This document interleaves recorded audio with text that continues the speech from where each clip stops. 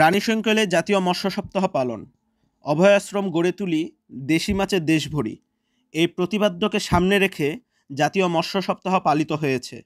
সোমবার সকাল 11:30টায় উপজেলা হলরুমে উপজেলা নির্বাহী কর্মকর্তা সাফিউল মাজলুবিন রহমানের সভাপতিত্বে আলোচনা সভা ও পুরস্কার বিতরণী অনুষ্ঠানে স্বাগত বক্তব্য রাখেন ভারপ্রাপ্ত মৎস্য কর্মকর্তা আব্দুল জলিল।